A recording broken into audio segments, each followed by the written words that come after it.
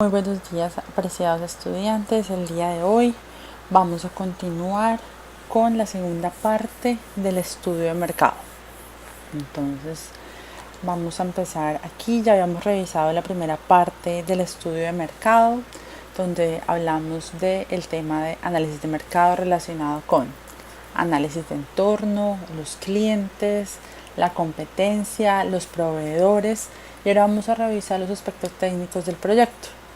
Aquí definiremos para la entrega de este martes la localización y el tamaño que están en la unidad 3 del libro de Córdoba. Entonces, empecemos por la localización. Está en la sección 4.2.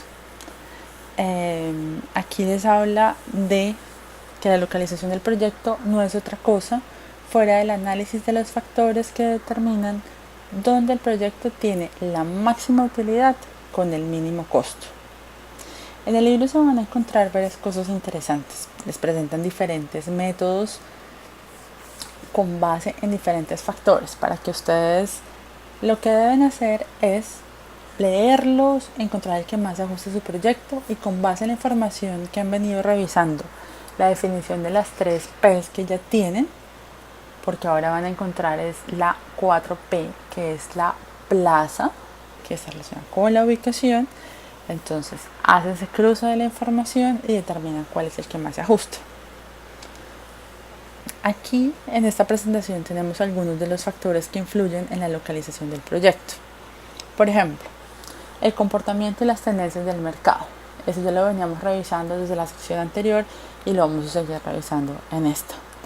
Origen y disponibilidad de materias primas. Por eso que ya habíamos hablado del tema de proveedores, de las adquisiciones. Entonces aquí ya se vuelven un tema de evaluación de factores determinantes. Si la disponibilidad de materias primas es o no es relevante.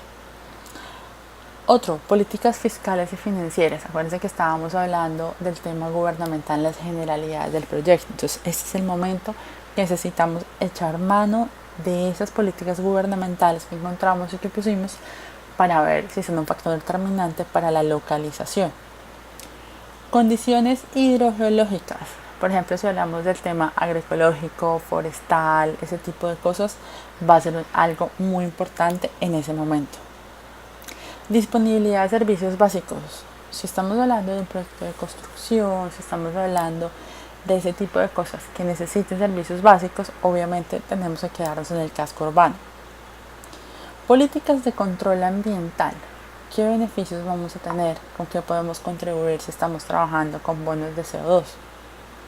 Infraestructura de transporte, la logística, el clima, cómo influye en el tema de la infraestructura de transporte.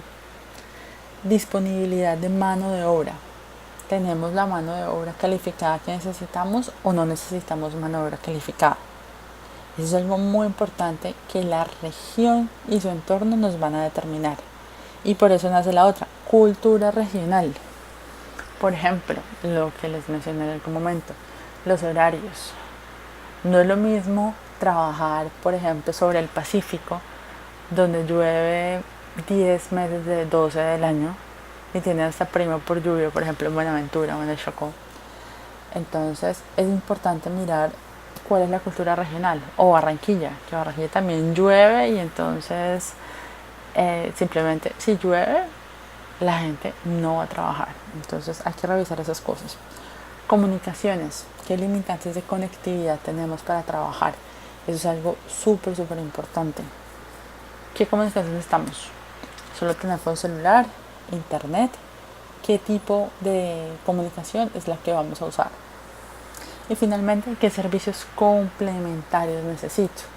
¿Qué servicios adicionales que voy a hacer por outsourcing que necesito para llevar a cabo el proyecto?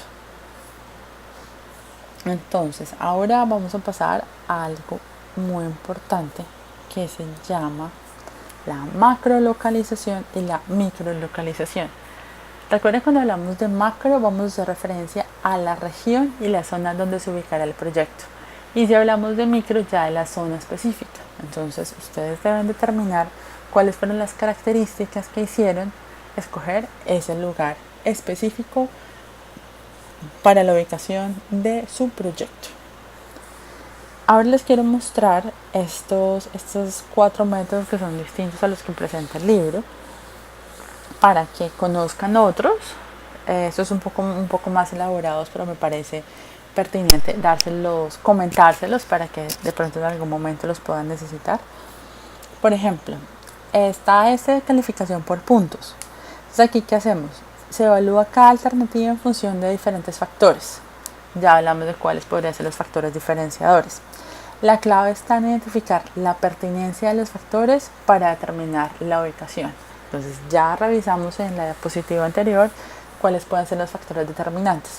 En este caso le asignamos puntos y miramos cuál es el resultado de ese sumatorio.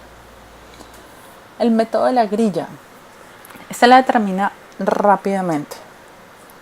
Está relacionado directamente, es únicamente con la demanda del bien o servicio, que el análisis de demanda ya lo hicimos para la primera parte de la entrega.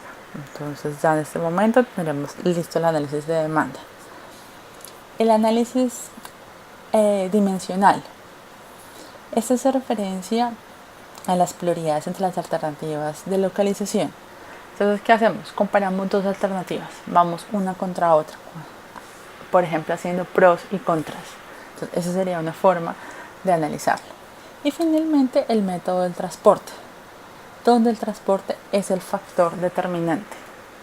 Vemos que para efectos del tema de optimización de recursos se llama el método simplex, que ya tiene un tema muy adentro de estadística básica y de optimización de recursos, pero todo gira en torno al transporte y a la logística. Entonces ya depende del tipo de proyecto que ustedes estén manejando, lo hacen de esa forma. Bueno, hasta aquí vamos a dejar el video de localización y vamos a mirar en el siguiente video lo que tiene que ver con tamaño.